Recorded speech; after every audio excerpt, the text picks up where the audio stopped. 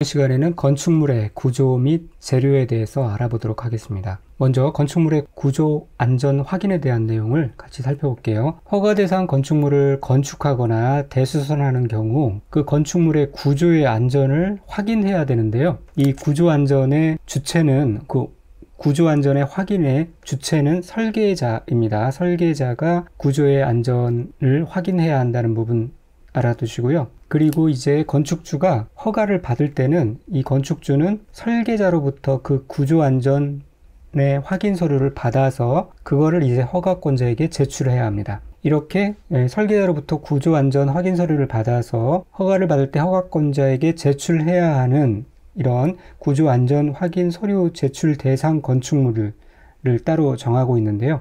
이런 것들이 있어요. 먼저 공동주택, 단독주택 모두 다 해야 되고요. 층수가 2층 이상인 건축물, 목조 건축물인 경우는 3층, 연면적이 200제곱미터 이상인 건축물, 목조인 경우에는 500제곱미터, 그 다음에 처마 높이가 9m 이상인 건축물, 기둥과 기둥 사이의 거리가 10m 이상인 건축물, 높이가 13m 이상인 건축물, 국가적 문화유산으로서 보존가치가 있는 건축물, 또 보호 차양 등이 외벽의 중심선으로부터 3m 이상 돌출된 건축물. 그러니까 공동주택이나 단독주택은 사람이 사는 주택이기 때문에 모든 공동주택과 단독주택은 다 구조안전 확인을 받아서 그 서류를 제출해야 된다는 얘기인 것이고요. 또 2층 이상인 일반 건축물 등등등 해서 약간 이렇게 아무래도 좀 특이하거나 좀 규모가 커서 만약에 사고가 일어났을 경우 사람에게 위해가 될 수 있는 그런 건축물이 다 이제 해당되는데요. 작년에도 여기에서 이제 시험이 나왔죠, 실제로. 그래서 올해는 이 부분에서 다시 나올 가능성은 좀 줄어들었지만 그래도 암기를 해 놓으신다면 공단에서 둘둘 치킨과 목 삼겹살 500g 사서 공단에서 둘 치킨, 목구조인 경우에는 목 삼겹살 500g 사서 처 9명과 사위 10명과 함께, 그리고 높이 3명과 함께 산삼하고 같이 먹었다. 이렇게 암기해 두시면 되겠는데요. 여기가 핵심이겠죠? 처 9, 사위 10, 높이 13, 여기가 핵심입니다. 이렇게 암기해 두시고요. 건축 구조기술사의 협력 대상 건물이 있는데 이 부분까지는 건너뛰어도 되겠습니다. 그리고 소음 방지용 경계벽 및 바닥 설치도 한번 읽어보시고요. 지난 파트에 다 설명을 했으니까 이 부분은 쭉 넘어가도록 하겠습니다. 근데 옥상 광장을 한번 보도록 하죠. 옥상 광장 또는 2층 이상인 층에 있는 노대 등의 주위에는 높이 1.2m 이상의 난간을 설치해야 합니다. 그래서 옥상에 있는 이 난간 보면 1.2m 이상의 난간이 설치되어 있는 것을 실제로 볼 수가 있고요. 아파트 발코니에 있는 노대의 높이도 1.2m인 것을 볼 수가 있습니다. 또 옥상 광장 설치에 대해서 의무를 두고 있는데 어떤 곳이냐면 5층 이상인 층이 제2종 근린생활시설 중 공연장, 종교집회장 이런 것들로 사용되는 경우나 문화 및 집회시설, 종교시설, 판매시설 등등등의 용도로 쓰이는 경우에는 피난 용도로 쓸 수 있는 옥상을 설치해야 됩니다. 문화 및 집회시설에서 전시장 및 동식물원은 제외합니다. 그리고 층수가 11층 이상인 건물로서 11층 이상인 층의 바닥 면적 합계가 1만 제곱미터 이상인 건축물의 옥상에는 헬리포트나 대피 공간을 설치해야 되는데요. 건축물의 지붕이 평지붕으로 되어 있는 경우는 헬리포트를 설치하는 것이고요. 그 다음에 경사지붕으로 되어 있는 경우에는 헬기가 착륙할 수 없기 때문에 경사지붕 아래에 대피 공간을 설치를 해야 됩니다. 그래서 헬리포트가 설치되어 있는데 보면은 이 H자가 크게 써져 있잖아요, 옥상에. 그래서 이 지점에 헬리콥터가 착륙을 하게 되는데 요걸 가만히 보시면 11자가 숨어 있죠. 그래서 11층 이상인 건축물일 때 이게 되는 것이고요. 그 다음에 여기에 또 일자가 숨어 있습니다. 이렇게요, 일자가 숨어 있죠. 그래서 1만 제곱미터 이상인 건축물인 경우에 옥상에 헬리포터나 대피 공간을 설치합니다. H자를 보고 떠올리시면 되겠습니다. 그리고 바닥 면적의 합계가 3,000m 이상인 공연장, 집회장, 관람장 또는 전시장을 지하층에 설치하는 경우에는 각 실에, 지하실 각 실에 있는 자가 지하층 각 층에서 건축물 밖으로 피난하여 옥외 계단 또는 경사로를 통하여 피난층으로 대피할 수 있도록 천장이 개방된 외부 공간을 설치해야 합니다. 바다 면적의 합계가 3,000제곱미터 이상인 경우 천장이 개방된 외부 공간을 설치해야 한다는 것 알아두시고요. 또 피난 안전 구역에 대해서 알아보도록 할게요. 고층 건축물, 즉 30층 이상이거나 고3이라고 그랬죠. 30층 이상이거나 120m 이상인 그런 건축물에는 피난 안전 구역을 설치하거나 대피 공간을 확보한 계단을 설치해야 합니다. 그런데 이 초고층 건축물인 경우, 즉 50층 이상 또는 200m 이상인 경우죠. 이런 경우는 피난층 또는 지상으로 통하는 직통계단과 직접 연결되는 피난 안전구역을 최대 30개층마다 1개소 이상 설치하여야 합니다. 그리고 준초고층 건축물인 경우에는 전체 층수의 2분의 1에 해당하는 층으로부터 상하 5개층 이내에 1개소를 설치해야 합니다. 준초고층은 이 고층과 초고층 사이인 것이죠. 그러니까 30층에서 50층 사이, 이 사이인 것을 이제 중초고층이라고 하고요. 이 경우에는 전체 층수의 2분의 1에 해당하는 층으로부터 상하 5개층 이내에 1개소 이상을 설치해야 합니다. 그러니까 40층 건물인 경우에는 2분의 1, 20층에 상하 5개층 이내에 1개소 이상의 피난 안전구역을 설치를 해야 된다는 얘기입니다. 피난 계단 등의 설치, 이 부분도 시험에 자주 나오는 부분은 아니니까요. 한번 읽어보시고 넘어가도록 하겠습니다. 승용 승강기 부분도 한번 읽어보시고요. 그 다음에 5절에 지역 지구 또는 구역의 건축물에 대해서 알아보도록 할게요. 대지가 지역 지구 또는 구역에 걸치는 경우, 원칙은 하나의 대지가 둘 이상의 지역 지구에 걸치는 경우에는 이 과반이 속하는 지역, 지구, 구역 안의 건축물 대지에 대한 규정을 적용합니다. 그러나 예외적으로는 방화지구에 걸치는 경우, 대지가 녹지지역에 걸치는 경우 등이 있는데요. 이 부분은 국계법의 용도구역에서 살펴봤던 내용하고 중복되는 내용이죠. 같은 내용입니다. 그래서 교재 페이지 30페이지를 참조하시면 될 것 같습니다. 자, 그리고 건축물의 면적에 대해서 알아볼게요. 대지 면적은 대지의 수평 투영 면적으로 합니다. 무슨 말인지 아시죠? 이런 대지가 있다고 하면 이 대지의 면적은 공중에서 이렇게 봤을 때 이게 이제 수평 투영 면적이 되는 겁니다. 그래서 이 면적으로 한다는 겁니다. 다만 다음에 해당하는 면적은 제외합니다. 소유너비에 못 미치는 너비의 도로에 접하거나 도로의 모퉁이에 위치하여 대지의 건축선이 정하여진 경우, 이런 경우는 건축선과 도로 사이의 대지 면적은 이 대지의 면적에서 제외하는 거죠. 이거는 이미 우리가 살펴본 바가 있죠. 어디서 봤냐면 이 경우입니다. 소유너비가 미달되는 도로 양쪽에 대지가 있는 경우, 이런 경우, 그 다음에 이제 가각전제라고 그래서 도로의 모퉁이에 해당되는데 이 도로 넓이가 규정에 맞지 않을 때 이렇게 잘린다고 그랬죠. 이 잘리는 부분이, 이 부분이 대지 면적에서 제외된다는 얘기예요. 그리고 또 하나는 대지에 도시군 계획 시설인 도로, 공원 등이 있는 경우 그 도시군 계획 시설에 포함되는 대지 면적은 제외됩니다. 이 건축 면적은 외벽의 중심선으로 둘러싸인 부분의 수평 투영 면적으로 합니다. 자, 이렇게 외벽이 두께가 있을 거잖아요. 벽에.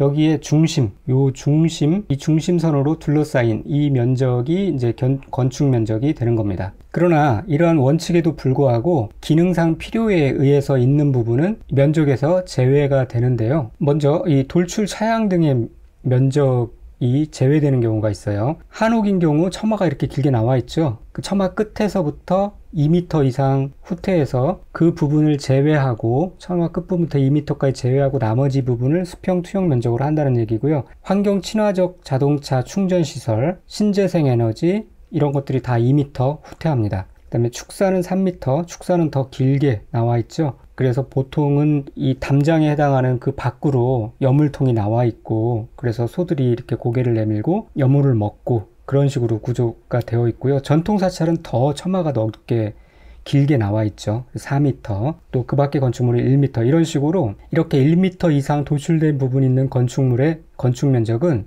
그 돌출된 끝부분으로부터 이런 1m 각각 2m, 3, 4m의 수평거리를 후퇴한 선으로 둘러싸인 수평 투영 면적으로 하는 겁니다. 자, 전통 사찰이 이렇게 있으면요, 요 처마 끝으로부터 4m를 후퇴해서 여기서부터 이제 면적을 계산해 나간다는 얘기입니다. 그리고 뭔가 이 벽에 덧댄 구조가 있죠. 그래서 뭐 예를 들면 태양열을 주된 에너지원으로 이용하는 주택의 건축 면적, 그 다음에 뭐 단열재를 구조체의 외벽측에 설치하는 이런 단열공법으로 건축된 건축물의 건축 면적은 너무 이게 두껍잖아요.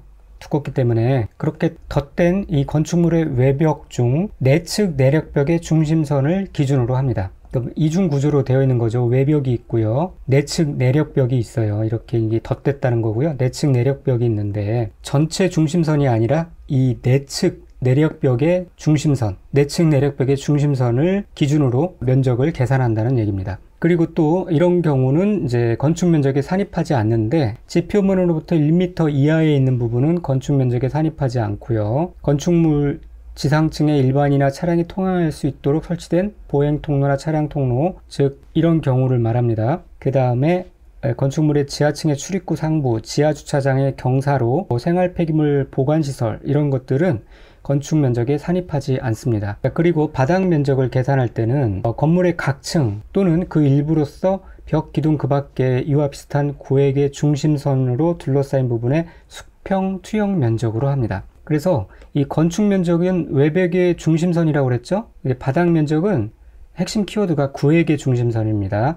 그래서 바닥 면적은 바닥 면적, 구획, 닫구 이렇게 구분을 해 주시면 되겠고요. 자, 그 다음에 이제 예외적인 경우로서 이 바닥 면적에 포함되는 경우가 있고 또 바닥 면적에서 제외되는 경우가 있어요. 먼저 바닥 면적에 포함되는 경우는 옆에 이미지를 보시면 알겠지만 이런 주유소 같이 이렇게 위에 천장이 있는데 중간에 뻥 뚫린 데가 있죠. 이걸 어떻게 바닥 면적을 계산할 것인가? 지붕의 끝부분에서 1m로 후퇴한 선으로 둘러싸인 수평 투영 면적으로 합니다. 그 다음에 건축물의 노대 등의 바닥, 쉽게 말하면 이제 아파트 발코니 생각하면 되는데요. 이 아파트 창문이 있고 이렇게 발코니가 있죠. 이제 보통은 이거를 확장해서 거실 공간으로 이렇게 포함시켜서 활용을 하는 경우가 많이 있죠. 그런데 이렇게 확장한 이 공간을 어떻게 그러면 바닥 면적에 산입할 것인가? 노대 등이 접한 가장 긴 외벽, 가장 긴 외벽은 이 부분이죠. 이 부분. 바닥 가장 긴 외벽에 접한 길이의 1.5m를 곱한 값을 뺀 면적을 바닥 면적에 산입합니다. 결국은 여기 곱하기, 이게 노대 등이 접한 가장 긴 외벽이잖아요. 여기 곱하기 1.5, 여기까지는 바닥 면적에 산입하지 않는데 그 이상의 더 돌출된 부분은 바닥 면적에 포함시킨다는 겁니다. 그러니까 이 부분까지는 서비스 면적으로 이렇게 우리가 볼 수 있겠지만, 그렇다고 이 발코니를 너무 길게 뺄 수 없는 게 1.5m 이상 되는 부분은 바닥 면적에 포함하니까 이게 옆면적에 다시 포함되고 용적률에도 같이 산입이 되기 때문에 무한정 그렇게 많이 뺄 수가 없는 것이죠. 그래서 바닥 면적에 산입한다, 제외한다가 아니라 바닥 면적에 산입한다. 그 산입하는 부분이 뺀 면적이다. 그러니까 수식으로 표현하면 A 곱하기 B, 이게 전체 면적이 나오겠죠? 이 전체 면적에서 다시 B 곱하기 1.5m, 이거를 뺀 C의 면적, 이 C의 면적이 바닥 면적에 산입된다. 이 부분 문장으로 꼭 잘 이해하고 암기해 놓으시기 바랍니다. 또 이제 바닥 면적에서 제외되는 경우를 보면은 이 필로티 등은 이제 바닥 면적에서 제외가 되고요. 그 다음에 승강기탑, 계단탑, 장식탑, 다락 이런 것들이 바닥 면적에서 제외됩니다. 이 다락의 경우에는 층고가 1.5m 이하인 것이 제외가 되고요. 경사진 지붕의 형태인 경우는 1.8m 이하인 것이 바닥 면적에서 제외가 됩니다. 그러니까 보통 전원주택 같은 데도 보면은 복층으로 되어 있는 듯 하지만 2층 구조가 천장이 굉장히 낮죠. 사람이 제대로 서 있지 못합니다. 왜 그렇게 했을까? 이 1.5m를 유지하기 위해서. 만약에 이게 넘어버리면 2층이 되니까요. 이게 넘어버리면 바닥 면적에 포함시켜야 되고 결국은 이제 층수가 달라지는 거잖아요. 그래서 1.5m로 하고요. 또 어떤 경우는 이제 경사진 지붕으로 되어 있어서 어떤 곳은 일어설 수 있지만 어떤 곳은 이렇게 허리를 구부려야 되는 그런 형태로 되어 있는 경우가 많이 있죠. 또 이런 더스트 슈트, 설비 덕트 이런 것들도 바닥 면적에 선입하지 않습니다. 자, 이렇게 알아두시고요. 지하 주차장의 경사로는 바닥 면적에 산입하지 않는다는 거 알아두시고, 또 연면적은 개념이 건축물 각 층의 바닥 면적의 합계입니다. 그런데 용적률을 산정할 때에는 아래에 해당하는 면적은 그 용적률을 산정할 때 제외합니다. 그래서 어떤 것이 있냐면 지하층의 면적, 주차용으로 쓰는 면적, 대피 공간의 면적, 피난 안전구역의 면적 등은 이 바닥 면적을 계산할 때는 합산이 되지만 용적률을 산정할 때는 이런 것들은 지, 주, 대, 피는 용적률을 산정할 때는 계산하지 않는다는 거예요. 자, 그럼 보면은 이런 4층짜리 구조물이 있을 때 이 연면적은 지하층, 지상층 다 플러스해서 연면적을 계산하죠. 연면적이 얼마다 얘기하지만 용적률을 산정할 때는 이 지하층은 빼고 이 지상층만 용적률을 산정한다는 얘기입니다. 용적률을 산정할 때는 지주대피해야 라는 부분 알아두시고요. 건폐율은 대지 면적에 대한 건축물의 비율, 대지 면적에 대한 건축물의 비율, 그래서 대지 면적분의 건축 면적 곱하기 100을 하면 건폐율이 나오고요. 용적률은 연대, 대지 면적에 대한 건물의 지상층 연면적을 말합니다. 이 용적률을 계산할 때 이런 것들은 빼야 된다는 얘기죠. 또 이제 건축물의 높이를 계산할 때는 건축물의 높이는 원래는 이제 집 표면으로부터 그 건축물의 상단까지의 높이로 하죠. 그런데 1층 전체에 필로티가 설치되어 있는 경우는 이 필로티의 층고를 빼고 그 높이를 계산합니다. 그리고 옥상에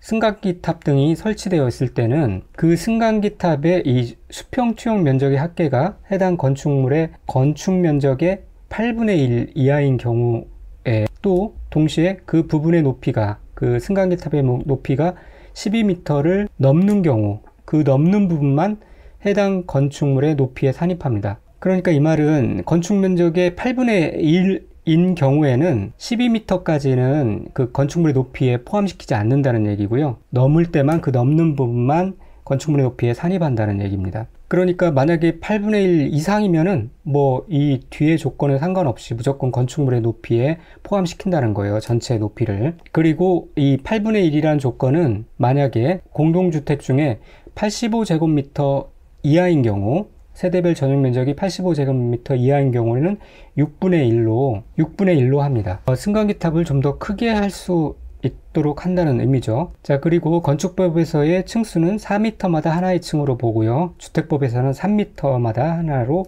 봅니다. 그리고 건축물의 층수가 다른 경우에는 가장 많은 층수를 그 건축물의 층수로 보는 거고요. 이 층수에서 제외되는 걸 보면은 만약에 이 아까 승강기탑 같은 것들이 건축 면적이 8분의 2 이하인 것은 이 건축물의 층수에 산입하지 않아요. 그리고 공동주택 세대별 전용 면적이 85제곱미터 이하인 경우는 6분의 1까지 하는 것이고요. 물론 8분의 1을 초과하면은 그냥 한 층으로 계산해 버립니다. 지하층은 건축물의 층수에 당연히 산입하지 않고요. 그래서 이 승강기탑 등을 볼 때 높이 계산과 층수 계산이 조금 달랐죠. 이 부분은 나중에 한번 체크해 보시길 바랍니다. 층고는 방의 바닥 구조체 윗면부터 위층 바닥 구조체 윗을 층고 높이로 그렇게 계산합니다. 물론 이 층의 높이가 다른 경우에 있을 때는 가중 평균하고요. 이 대지의 분할 제한도 보시면 건축물이 있는 대지는 아래에 못 미치게 분할할 수가 없습니다. 그러니까 너무 작게 자를 수는 없다는 건데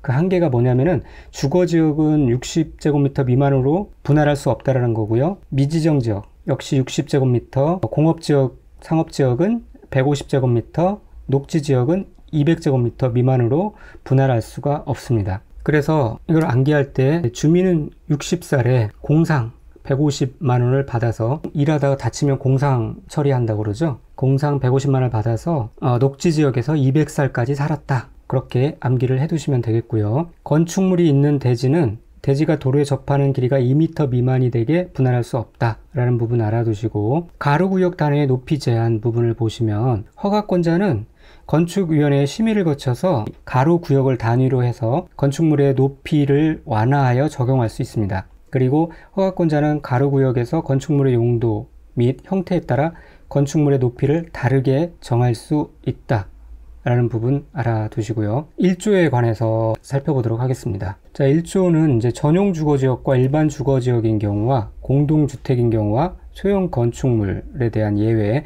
이 세 가지 부분 살펴보면 되겠고요. 전용 주거지역과 일반 주거지역 안에서 건축하는 건축물의 높이는 1조 등의 확보를 위해서 정북 방향의 인접대지 경계선, 이거를 여러 번 읽어서 익숙하게 하셔야 됩니다. 정북 방향의 인접대지 경계선으로부터 아래의 거리 이상을 띄워서 건축해야 돼요. 높이 10m 이하인 건축물은 인접대지 경계선으로부터 1.5m 이상 띄워야 되고요. 높이 10m를 초과하는 부분은 인접대지 경계선으로부터 그 건축물의 높이의 2분의 1 이상을 띄워야 합니다. 그래서 빌라 같은 형태를 보면은 건축물들이 이렇게 이렇게 계단 형태로 되어 있는 경우가 있는데, 이렇게 되어 있는 이유가 여기에 분명 어떤 다른 건축물이 있고요. 그래서 여기서부터 1.5m를 띄워서 이렇게 건축하다가 10m를 초과하는 부분부터 더 띄워야 하기 때문에 그렇습니다. 예를 들어서 여기가 이제 12m라고 하면은 12m의 반이 6m잖아요. 6m를 띄워야 되는 겁니다. 그래서 이렇게 계단 형태가 구성되어 있는 것들을 볼 수가 있습니다. 이쪽 부분이 이제 북쪽 방향이라고 할 수가 있겠죠. 그런데 경우에 따라서 이 정남 방향으로의 높이 제한도 있어요. 이런 경우는 어떤 경우냐, 택지 개발 지구이거나 대지 조성 사업 지구, 뭐 이렇게 도시개발구역, 정비구역 등 정북 방향으로 도로, 공원, 하천 등 건축이 금지된 공지에 접하는 대지인 경우, 이런 좀 특수한 상황이 있는 경우에요. 또는 대지의 소유자와 합의한 경우, 이런 경우에 해당되면은 이런 위에 1번 기역번과 같은 정북 방향으로의 제한 규정에도 불구하고 정남 방향의 인접대지 경계선으로부터 거리에 따라 이렇게 띄워서 건축할 수가 있다라는 그런 얘기입니다. 그 다음에 이 공동주택인 경우에는 뭐 이런 채광 등의 확보를 위해서 대통령으로 정하는 높이로 해야 되는데 그 구체적인 것까지는 알 필요는 없겠고요. 그런데 이것보다 중요한 거는 일반 상업지역과 중심상업지역에는 이러한 1조 등의 규정이 적용되지 않는다는 것, 일반 상업지역과 중심상업지역에는 적용되지 않는다는 것, 그것이 중요하고요. 또 2층 이하의 높이가 8m 이하인 건축물에는 1조 등의 확보를 위한 건축물의 높이 제한을 적용하지 아니할 수 있습니다. 즉 너무 낮은 뭐 2층 이하, 그 다음에 8m 이하의 건축물은 굳이 1조 등의 확보를 위한 건축물의 높이 제한을 적용할 필요가 없다라는 얘기입니다. 자, 이상과 같이 마치고요. 다음 시간에는 특별 건축구역부터 다시 보도록 하겠습니다. 감사합니다.